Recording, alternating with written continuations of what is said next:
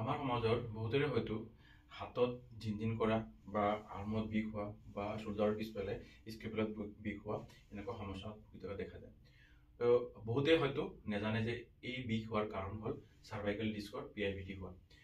Disk straight হৈ পেলাই নাৰ্ভত pressure দিয়ে। তো তেনেকুৱা এটা সমস্যা লৈ পেলাই মোৰ ওচৰত আহিছিলে এজন 38 বছৰীয়া মানুহ। তাৰ বিষয়ে আজি আপোনালোকক জনাম। মোৰ নাম doctor Shahur Rahman, senior consultant neurosurgeon, PLS hospital, Guwahati. তো আহক আমি সেই পেচেণ্টৰ বিষয়ে জনাম। আৰু 16.5 তাৰিখত অপাৰেশ্যনখন কৰিলে, বহুত ভালকৈ অপাৰেশ্যন কৰিছে।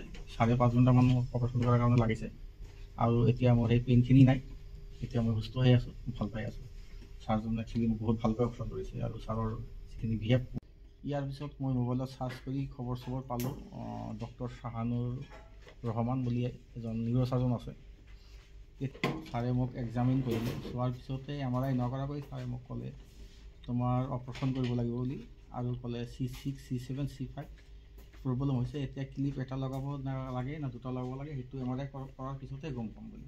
এখেতৰ এই হাতত বহুত বিষ হৈ আছে, আৰু যদি এখেতে শুবলৈ চেষ্টা কৰে একাঠি হয়, যিফালে কাটি হয় তেতিয়া বহুত বেছি বিষ হয়, আৰু শুব পৰা নাছিলে, বিষৰ ঔষধ খায়ো আৰাম হোৱা নাছিলে। তো এখেতে কিবাকে মোৰ বিষয়ে গম পালে আৰু মোৰ ওচৰত আহিছিলে। তো তাৰপিছত মই এখেতক এক্সামিন কৰাৰ পিছত মই এখেতক ক'লোঁ যে আপোনাৰ হয়তো C6, C7 লেভেলত ডিস্ক ওলোৱাৰ কাৰণে আপোনাৰ নাৰ্ভত কম্প্ৰেশ্যন হৈছে, আৰু সেইকাৰণে আপোনাৰ এনেকুৱা বিষ হৈ আছে। তো আপুনি এটা কাম কৰিব পাৰে, ঔষধ দিছোঁ, কলাৰ লগাওক আৰু এটা MRI কৰি মোক দেখাব। তো এখেতে ঔষধ খালে, কিন্তু বেছি আৰাম নোপোৱাৰ কাৰণে MRI কৰি মোক দেখালে। তো MRI কৰোঁতে আমি এখেতৰ MRI আমি যেতিয়া মই চালোঁ, তেতিয়া মই দেখা পালোঁ যে এখেতৰ চাব এনেকুৱা নৰ্মেলি MRIত আপোনাৰ এইটো স্পাইনেল কৰ্ড হয়, আৰু তাৰ চাৰিওফালে এনেকৈ ফেট থাকে।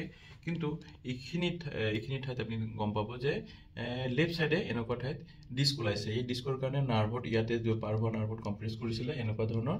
তো এই কম্প্ৰেছ কৰাৰ কাৰণে এখেতৰ বিষ হৈছিলে। তো এইটো হ'ল আপোনাৰ এক্সিয়েল ভিউ, আৰু এটা ভিউ হৈছে য'ত আমি লেভেলটো গম পাম, মানে কোনটো লেভেলত হৈছে। তো এইটো আপোনাৰ চাৰ্ভাইকেল ভাৰ্টিব্ৰা 2 নম্বৰ, 3, 4, 5, 6। তো 6 হাতৰ মাজত এনেকৈ ডিস্ক ওলাইছিলে এখেতৰ, আৰু সেই ডিস্কৰ কাৰণে এখেতৰ বহুত বিষ হৈ আছিলে। তাৰপিছত কি হ'ল, এখেতক মই ঔষধ দিলোঁ আৰু ক'লোঁ যে আপুনি আৰু ঔষধ লওক, কলাৰ লগাওক। যদি ঔষধত আৰাম নহয় তেনেহ'লে আপুনি হয়তো চাৰ্জাৰী কৰিলে আৰাম পাব। পিছত এখেতৰ ঔষধ খোৱাৰ পিছতো আৰাম নহ'ল, এখেতে চাৰ্জাৰীৰ কাৰণে আহিছিলে। তো আমি এখেতক চাৰ্জাৰী কৰিলোঁ। অপাৰেশ্যন কৰাৰ পিছত এখেতে আৰু বিষ নাইকিয়া হৈ গ'ল। এতিয়া আমি বিষৰ ঔষধ দিব লগা হোৱা নাই।